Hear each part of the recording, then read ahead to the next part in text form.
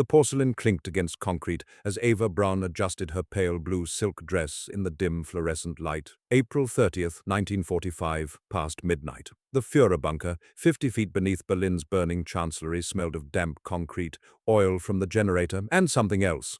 Cordite drifting down the ventilation shafts as Soviet artillery pounded the streets above. She had waited 12 years for this wedding. It would last one day. This is the story of what happened to the women who stood beside monsters, the wives who hosted dinner parties while empires burned, the mistresses who bore secret children, the secretaries who typed final wills with ink-stained fingers. Their fates reveal something darker than simple complicity, the terrifying ordinariness of those who enabled evil, then vanished into silence. The civil ceremony in the bunker's map room took 7 minutes. Hitler, his hand trembling from Parkinson's, signed the marriage register at 1:30 in the morning. Eva Braun, now Eva Hitler for less than 40 hours, signed her name, crossed out the B in Braun, wrote it again correctly. 2 witnesses, Martin Bormann and Joseph Goebbels, watched as the bride wore a dress she'd packed weeks earlier, knowing this moment would come. The wall clock ticked steadily. Somewhere above, a building collapsed with a sound like distant thunder. Traudl Junge, Hitler's 22-year-old secretary, hired in December 1942,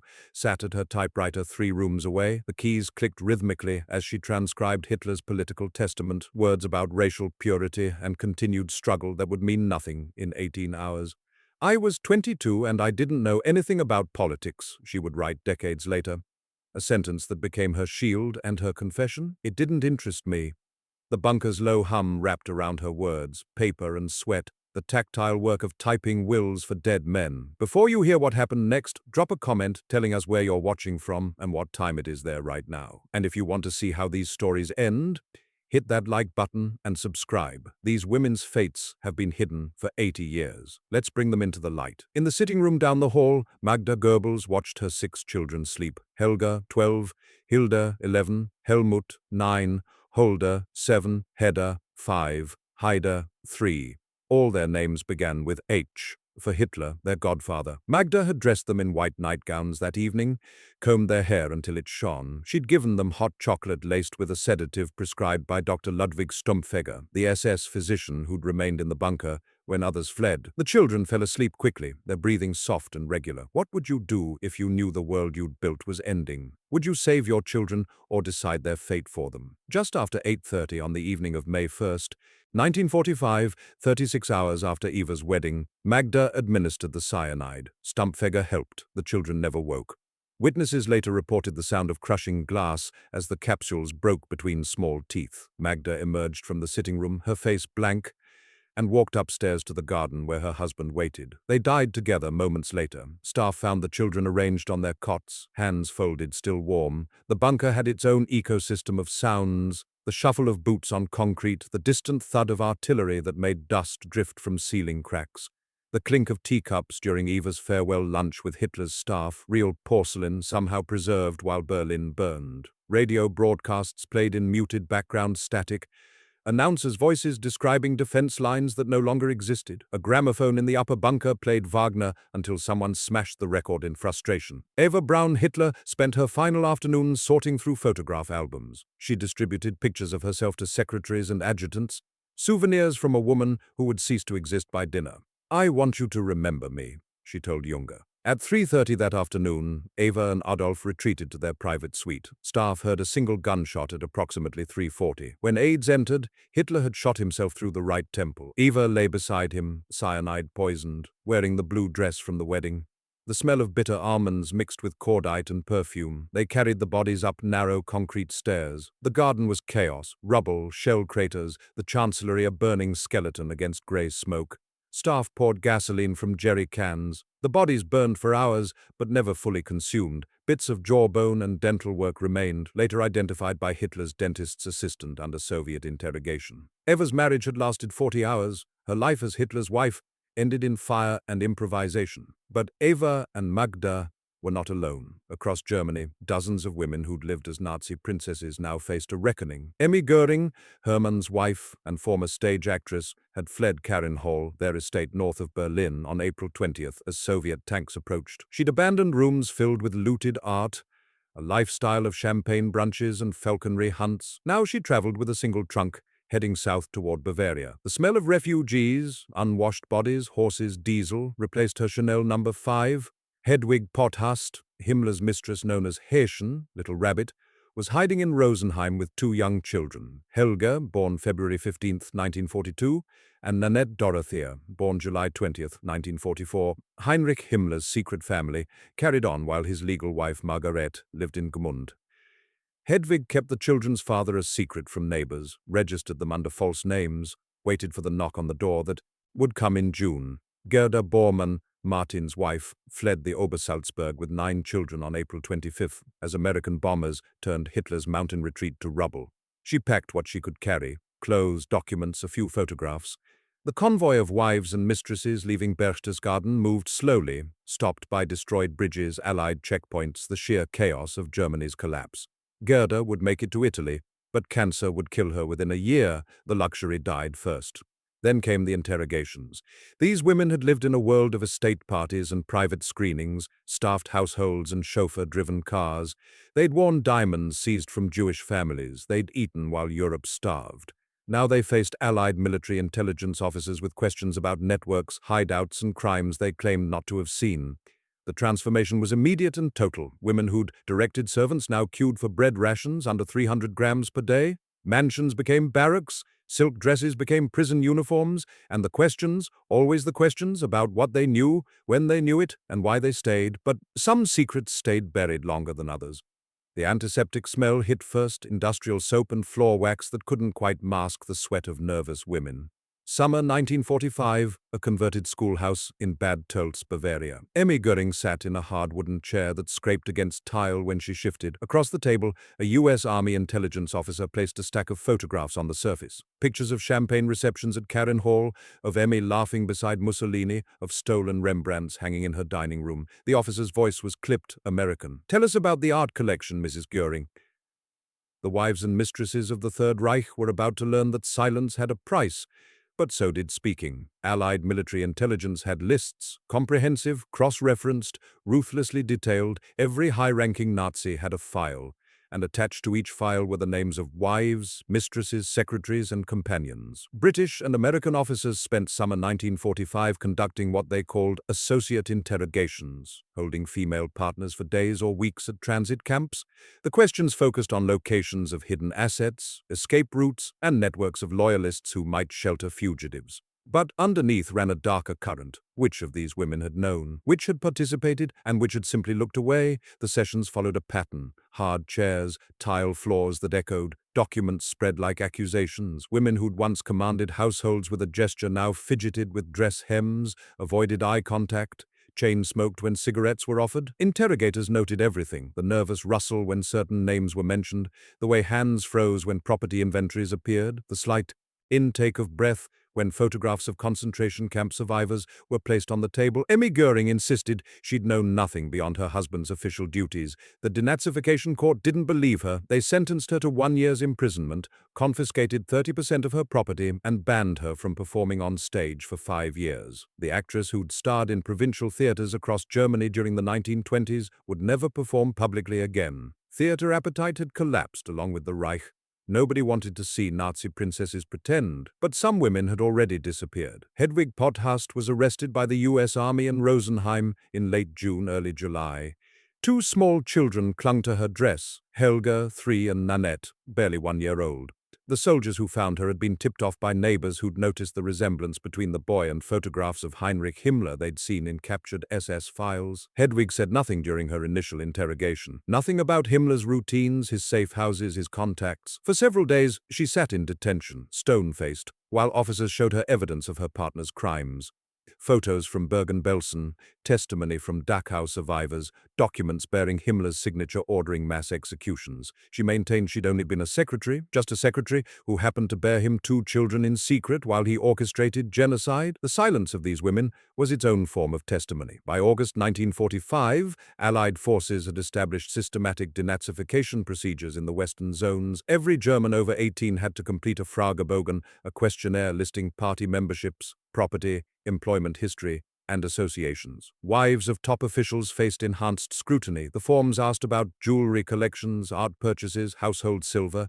Women who'd worn diamonds at state dinners now had to account for every piece, sign inventories that became evidence files. Many claimed items were gifts from their husbands, purchased legally. Allied catalogers matched those claims against SS looting records and Jewish property seizures.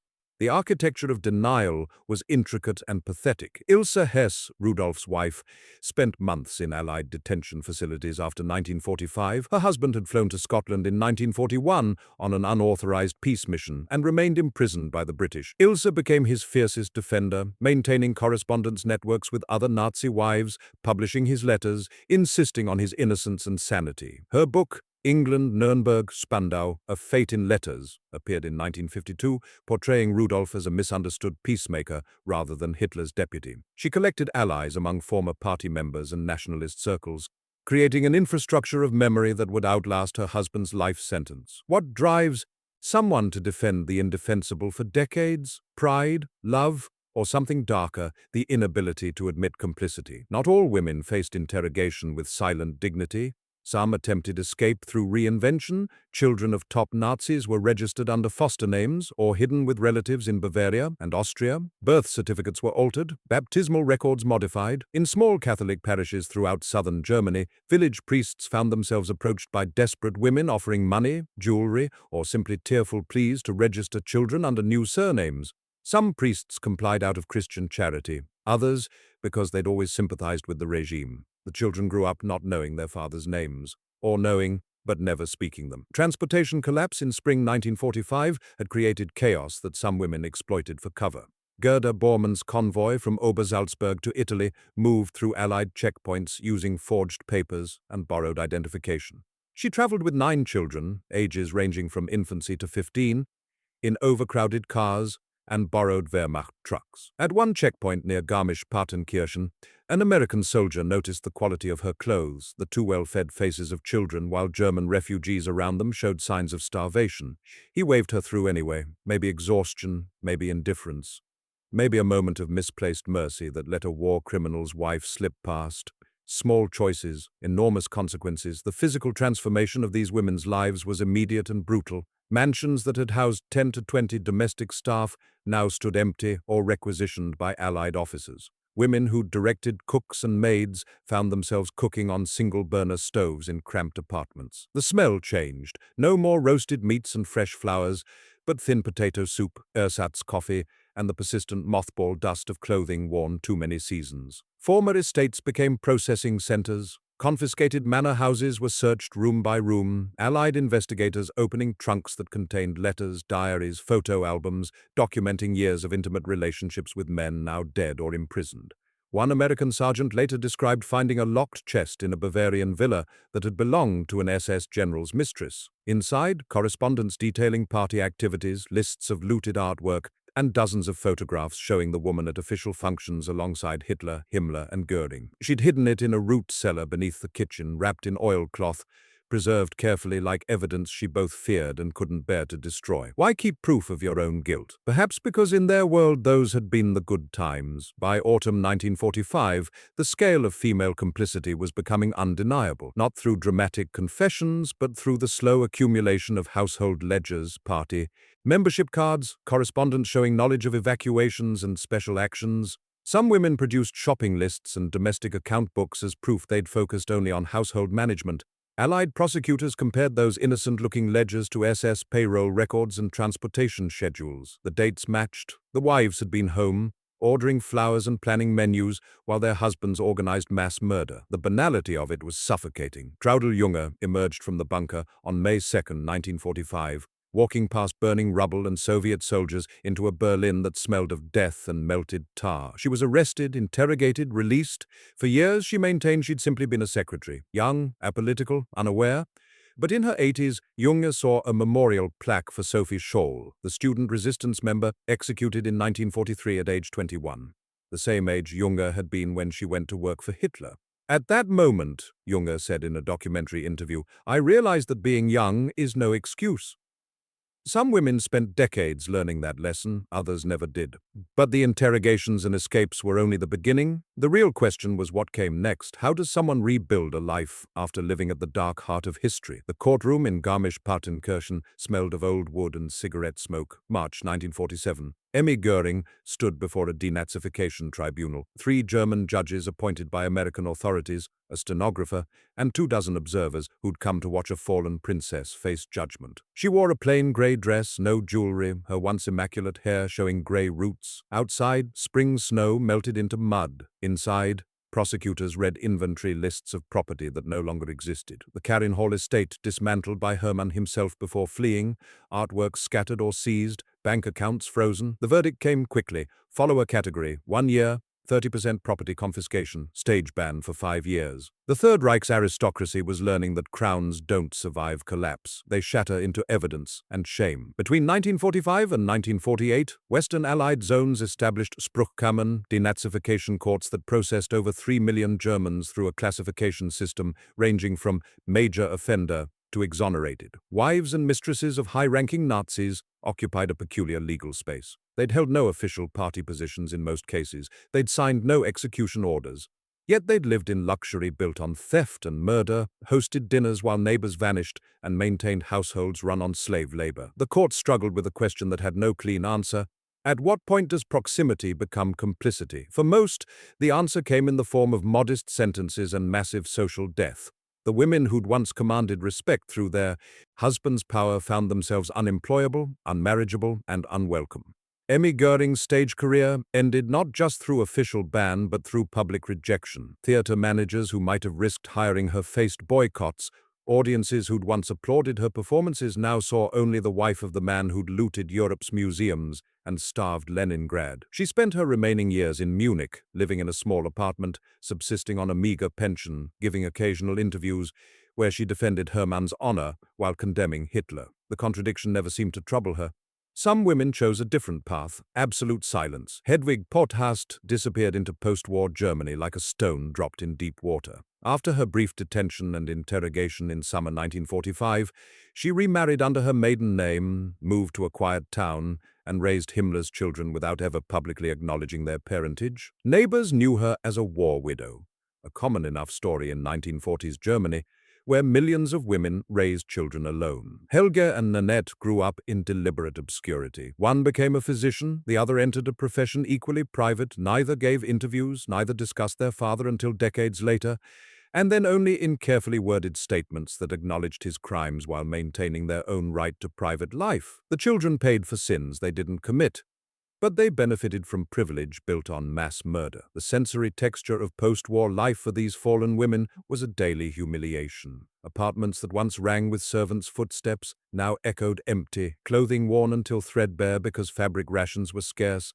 the taste of turnip soup stretched with water because meat was reserved for occupation forces, the crunch of broken glass underfoot on streets where bombing had shattered windows that would take years to replace. Tram lines stopped mid-route, rusted and abandoned, coal smoke from improvised heating in cellars where families huddled against winter cold that bit through thin walls and thinner blankets. Where SS wives once wore furs, they now wore shame like a second skin, but some women refused to wear it at all. Winifred Wagner, director of the Bayreuth Festival and one of Hitler's closest personal friends, faced denazification hearings with defiant pride. She'd hosted Hitler dozens of times at her villa, given him access to Wagner family archives, exchanged intimate correspondence about music and politics. When questioned about her friendship with the Führer, Winifred spoke openly about her admiration for his early cultural policies while distancing herself from later developments, a euphemism that fooled no one. The court classified her as a major offender and banned her from festival management. She retained ownership of Villa Warnfried and influence over Bayreuth's musical programming through proxies. Her sons eventually took over the festival. Winifred lived until 1980, never recanting, never apologizing. A reminder that some complicity outlasts consequences. How do you punish someone who feels no guilt? Can law touch conscience? The fracturing of social networks happened almost instantly. Friends fled. Former allies denied ever having been close. Maids who'd served these households for years either died in the war's chaos or disappeared into new lives where they could pretend they'd never polished stolen silver or served dinner to men who signed death warrants between courses. The entire servant class that had enabled luxury lifestyles evaporated. Women who'd never cooked a meal learned to operate wood stoves. Women who'd never washed clothes learned to scrub in cold water with lye soap that cracked their hands. The physical labor of survival replaced the social labor of maintaining status. In southern Germany and Austria, where many top Nazis had maintained country estates, the collapse played out in small-town dramas. Peasants who'd seen convoys of black Mercedes in the 1930s now watched those same villas being searched by American or British soldiers. Some locals hid former employers out of loyalty or fear, others denounced them for rewards or revenge. A farmer in Berchtesgaden later admitted he'd sheltered a minor official's wife for 3 weeks in his barn, providing food and fake papers, before guilt overcame loyalty and he walked to the nearest Allied checkpoint to turn her in. She was arrested, processed, and released with a follower classification. She never spoke to him again. He never stopped wondering if he'd done the right thing. Moral clarity is a luxury most people can't afford. The children presented the greatest tragedy and greatest manipulation. Mothers, desperate to protect offspring from stigma, scattered them across the countryside. Foster families in Bavaria and Austria took in well-fed children with suspiciously good clothes and no documentation. Parish priests were approached with tearful stories and generous donations. Would Father register this child under a different surname? Just temporarily, just until things settled. Some priests refused, some agreed, seeing innocent children who didn't deserve punishment for their father's crimes. Birth certificates were altered, baptismal records modified, identities fractured. A generation grew up with secrets in place of names. Magda Goebbels' decision to murder her 6 children rather than let them face post-Nazi Germany now appeared in starker relief. Other mothers made different choices, scattering their children to convents, farms, distant relatives. Did they love their children more or less than Magda? Did they have more hope or less courage? The question has no comfortable answer. What's certain is that dozens of children of high-ranking Nazis were raised under false identities, learning their true parentage only as teenagers or adults, forced to reconcile their own existence with their father's crimes. Some managed, some didn't. All were scarred. By 1948, most sentences had been served or suspended. Women emerged from brief imprisonments into a Germany that had moved on. The currency reform that June created the Deutsche Mark and an economic revival that would become the Wirtschaftswunder, the economic miracle. But miracles are selective. Former Nazi wives found themselves excluded from the prosperity growing around them. Jobs required background checks. Housing applications asked about wartime affiliations. Social invitations never came. They existed in a gray space, legally free, socially imprisoned, economically marginal. The cage had no bars, but the doors were locked from outside. Yet some women managed not just to survive, but to preserve influence. Ilse Hess built networks of former party members and sympathizers who exchanged letters, money, and mutual support. Her published correspondence with Rudolf became fundraising tools for nationalist veterans circles that refused to accept defeat as moral judgment. She attended rallies, gave speeches, maintained her husband's innocence through 4 decades of his imprisonment. When Rudolf Hess died in Spandau prison in 1987, officially a suicide, though conspiracy theories persist, Ilse was 87 herself, still defending, still justifying, still unable or unwilling to see what should have been obvious. Love or ideology? After 46 years, they'd become indistinguishable. The question that haunted post-war Germany haunts us still. What do you do with people who enabled evil but didn't directly commit it? The women who typed the orders but didn't pull triggers? Who hosted the parties but didn't build the camps? Who raised children on wealth stolen from the murdered? The legal system gave one answer: follower classifications, modest sentences, property confiscation. But moral judgment is messier than law. These women lived in the spaces between guilt and innocence, between perpetrator and victim, between punishment and accountability. And some of them simply vanished, carrying their secrets into silence so complete it took decades to break. The letter arrived in Munich on a Tuesday in March 1946, forwarded 3 times through Red Cross channels. Inside, a death notice from Murano, Italy. Gerda Bormann, wife of Martin Bormann, Hitler's private secretary and one of the most wanted men in Europe, had died of cancer on the 23rd. 9 children survived her. Their father had vanished in Berlin during the breakout from the bunker, presumed dead but never confirmed until skeletal remains were found in 1972. The children were scattered across foster homes and relatives' houses, registered under different surnames. their inheritance a name too toxic to speak aloud. Some endings come quietly, in hospital beds far from cameras, but the silence that follows can echo for generations. The 1950s brought an uncomfortable reality. Most of these women would outlive their infamy. Emmy Göring survived until June 1973, dying at age 80 in Munich. She spent 28 years after her husband's suicide by cyanide at Nuremberg. 28 years of small apartment living, pension payments, and occasional interviews where she maintained Hermann had been honorable, merely misunderstood, corrupted by others, but never truly evil. Journalists who interviewed her in the 1960s described a woman frozen in time, speaking of the 1930s as though they'd been yesterday, unable or unwilling to process the decades between glory and obscurity. Memory became her prison when law released her. Hedwig Potthast lived longest of all. She died in 1994 at age 82, having spent 49 years in deliberate anonymity. Neighbors in her quiet German town knew her as a reserved woman who kept to herself, raised 2 children, worked modest jobs, attended church occasionally. They didn't know those children were Heinrich Himmler's, conceived during his orchestration of the Holocaust, while his legal wife Margaret lived separately. Hedwig gave no interviews, wrote no memoirs, attended no reunions. When journalists occasionally found her address, she refused to answer doors or phones. Her children maintained the same silence until forced by circumstance to acknowledge their parentage. Some truths are buried so deep that silence becomes identity, but silence wasn't universal. Unity Mitford, the English aristocrat who'd become obsessed with Hitler in the 1930s, survived her 1939 suicide attempt, but returned to England with a bullet lodged in her brain. She lived in her family's homes in Scotland and Oxfordshire, suffering seizures, memory loss, and severe neurological damage. Her sisters cared for her, while Britain fought the regime she'd adored. She died in May 1948 from meningitis caused by the bullet fragment, never having fully recovered her faculties, a living monument to ideology's capacity to destroy those who embrace it most completely. The brain damage was physical, the moral damage had come earlier. The 1950s and 60s saw scattered revelations as diaries and letters surfaced. Traudl Junge published her memoirs, providing detailed accounts of daily life in Hitler's inner circle. Other secretaries and wives who'd stayed silent for decades began speaking to historians, partly from age, partly from changing social contexts, partly from a desire to claim their own narratives before death claimed them. The accounts were self-serving, carefully edited, emphasizing ignorance and naivety. We didn't know. We couldn't have imagined. If only we'd understood. But the evidence, their own letters, photographs, household records, told different stories.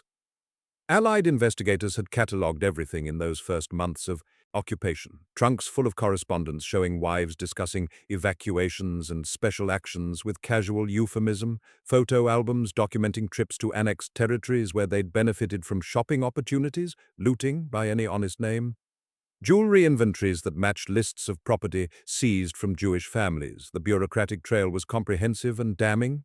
When women claimed ignorance in the 1950s and 60s, historians could place their denials next to documentary evidence and watch the lies collapse under archival weight. Paper remembers what people choose to forget. The children's stories provided the most painful legacy. Himmler's son Gerhard, born to his legal wife Margaret, committed suicide in 1945 at age 15.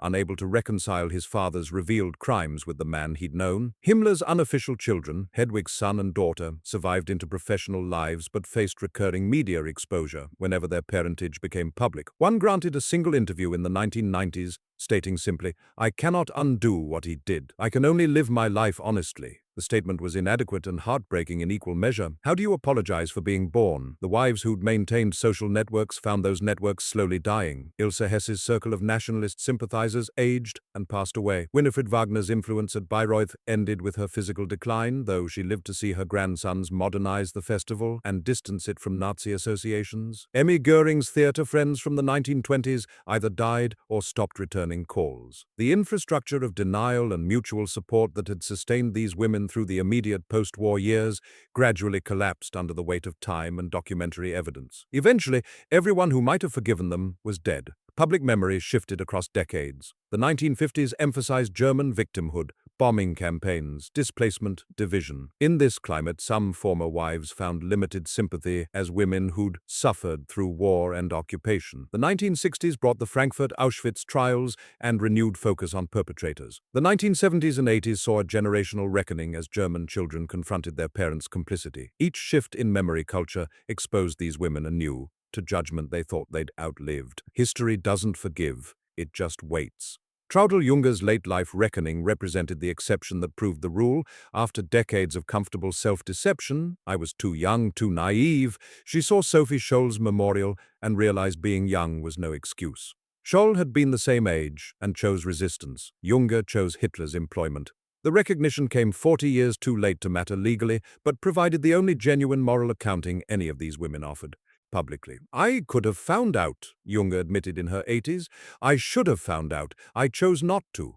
That choice, deliberate ignorance, defined them all. By the time the Berlin Wall fell in 1989, most principles were dead. Emmy Göring gone, Ilse Hess aged and still defiant.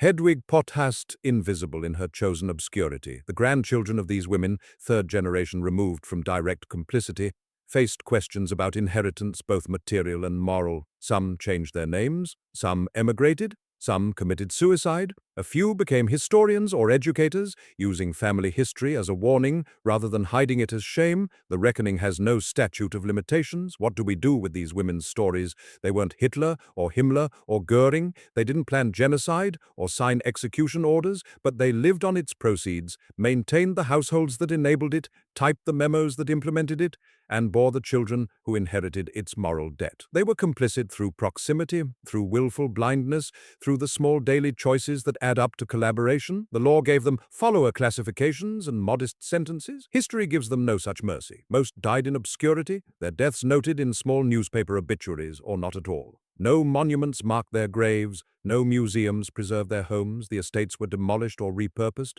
The jewelry was returned to original owners or lost in bureaucratic confusion. The photographs remain in archives, evidence files rather than family albums. Their legacy is a warning written in silence, that ordinary people enable extraordinary evil, not through dramatic choices, but through everyday complicity, through typing the order, through hosting the dinner, through looking away when neighbors vanish, through choosing comfort over conscience, status over morality, silence over truth. The Nazi princesses fell from imagined thrones into real judgment. Some faced it, most fled it. All lived long enough to see their world revealed as the horror it had always been. Their stories end not in dramatic trials or public confessions, but in quiet deaths in small apartments, surrounded by the debris of collapsed certainty. Women who chose monsters and spent lifetimes insisting they'd never seen the claws. History sees them clearly now. The question is whether we see ourselves in their choices, their silences, their comfortable denial of inconvenient truth, because the distance between them and us is shorter than we'd like to believe.